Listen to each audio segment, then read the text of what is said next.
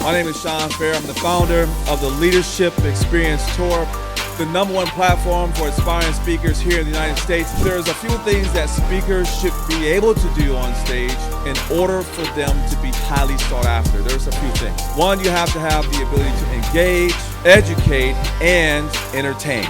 Those are the 3 components of highly sought after speakers. Do you know the federal government spends $163 billion with a B dollars with small business owners? If you're not in that space, you're not unlocking your potential. Remember that you are an impact. And remember that God has chosen you. He has called you to be a perseverer. He has called you to be a resilient person. He had called you to be a trailblazer, a pacemaker, a pace setter, a conqueror, a champion. Most people aren't happy when they spend their money, but I was, because I had a duffel bag. Now, why did I have a duffel bag? I need those out in the military understand that a big green duffel bag means it's big. I spent lots of money. I am a relationships expert, a mediator, a mitigator, an impact power speaker. We need to start looking at athletes that you do admire. I don't care who that is on your list, and say, how did they get there? What did they do to accomplish that? What was the daily routine? You don't always know what someone's going through. You don't know if they're having a bad day.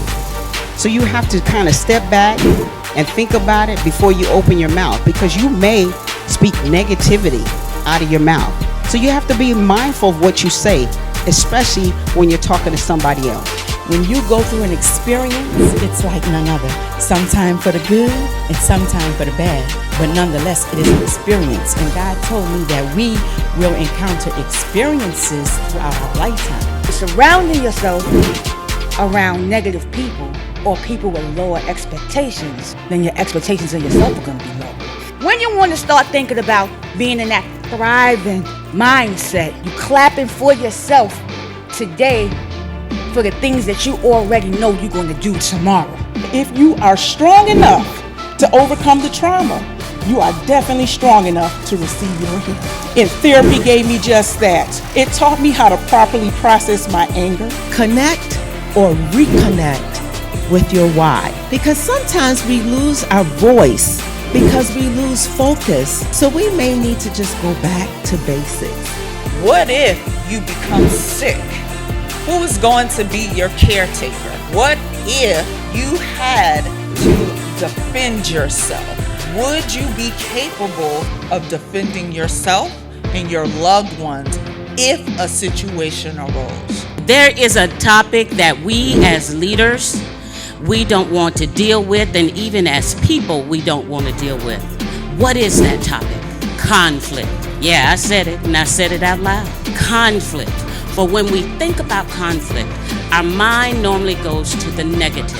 But I want to challenge you to look at it from a different perspective. Think of conflict as an opportunity. Nothing ever happens outside of the now. Transformation happens in the now.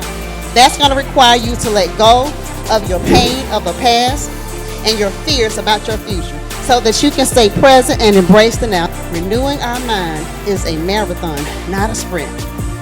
It requires removing layers and layers of ingrained thoughts that we've inherited from our past. The things you get from a healthy body are priceless. This is why they say health is wealth. And if you're interested in losing weight real quick, here are 3 things you must understand. You are what you eat. It doesn't matter how many hours you spend at the gym. If the quality of nutrition you're putting back in is poor, you're still going to be exhausted, have mental fog, disease,